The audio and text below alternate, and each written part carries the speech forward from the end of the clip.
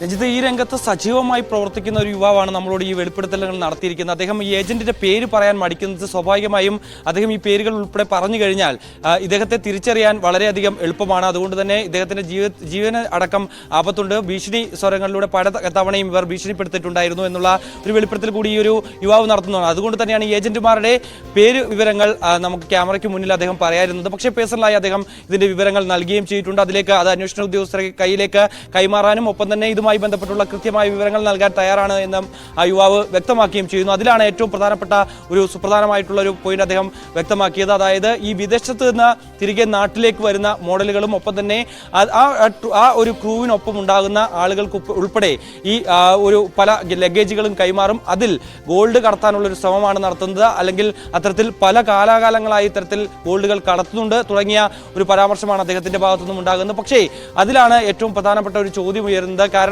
ഇത്തരത്തിൽ ഗോൾഡുകൾ കടത്തിക്കൊണ്ട് വരുമ്പോൾ എയർപോർട്ടുകളിലും മറ്റും പരിശോധനയില്ലേ, ഒപ്പം തന്നെ ഈ രജിസ്ട്രേഷൻ കമ്പനി, അതായത് ഈ മോഡലിംഗ് രംഗത്ത് പ്രവർത്തിക്കുന്ന ഏകദേശം 200-ലധികം കമ്പനികൾ ഈ കൊച്ചി കേന്ദ്രീകരിച്ച് പ്രവർത്തിക്കുന്നുണ്ട്. 200 കമ്പനികളിൽ ഏകദേശം പകുതിയോളം കമ്പനികളും രജിസ്ട്രേഷൻ ഇല്ലാതെയാണ് പ്രവർത്തിക്കുന്നത് എന്നുള്ള സുപ്രധാന വിവരം കൂടി ഈ ഒരു ചെറുപ്പക്കാരൻ പങ്കുവെക്കുകയും ചെയ്യുന്നുണ്ട്. അക്കാര്യത്തിലൊന്നും തന്നെ കൃത്യമായ അന്വേഷണം നടത്തുന്നില്ല പോലീസിന്റെ.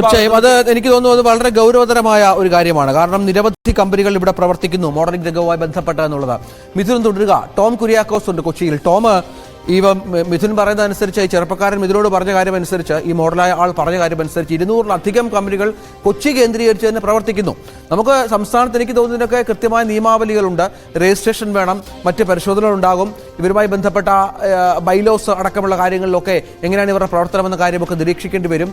ഈ എല്ലാ മേഖലയും പോലെ തന്നെ ഈ മേഖലയും ഈ ലഹരി മാഫിയയും സ്വർണ്ണക്കടത്ത് മാഫിയയും ഒക്കെ ഉപയോഗിക്കപ്പെടുന്നത്, വളരെ കാര്യമായി തന്നെ ഉപയോഗിക്കുന്നത്, അത് എളുപ്പമാക്കുന്നത് ഒരുപക്ഷെ ഈ പറഞ്ഞതുപോലെ കൃത്യമായ പരിശോധനാ സംവിധാനങ്ങളുടെ അഭാവമായിരിക്കും. ഈ പോലീസിന്റെ കണ്ണുകൾ ഈ കമ്പനികളുടെ മേൽ പതിയാത്തതായിരിക്കും. അപ്പോൾ അവർക്ക് സ്വൈര്യവിഹാരം നടത്താം. ഇതിന്റെ പേരിൽ എന്ത് കാര്യവും നമ്മുടെ രാജ്യത്തും സംസ്ഥാനത്തും നടത്താം എന്ന സ്ഥിതിഗതികൾ ഉയർന്നു വരികയല്ലേ?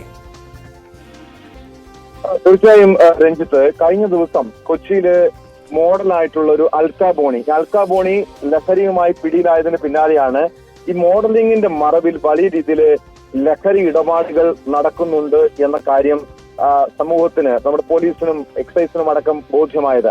അതായത് കഴിഞ്ഞ 1.5 ആഴ്ച മുൻപാണ് അൽക്കാബോണിയെ ഉൾപ്പെടുന്ന 6-അംഗ സംഘത്തെ കൊച്ചിയിലെ എളമക്കരയിലെ ഒരു ഫ്ളാറ്റിൽ നിന്നും പോലീസ് ഈ ലഹരിയുമായി MDMA, കൊക്കൈൻ ഉൾപ്പെടെയുള്ള മാരക ലഹരി വസ്തുക്കളുമായി പിടികൂടുന്നത്. ഇതിന് പിന്നാലെയാണ് ഈ യുവാവ് നമ്മെ സമീപിക്കുന്നത്. ഇത്തരം വലിയ രീതിയിലുള്ള നിയമവിരുദ്ധമായിട്ടുള്ള പല ഇടപാടുകളും മോഡലിംഗ് കമ്പനികളുടെ മറവിൽ നടക്കുന്നുണ്ടെന്ന്.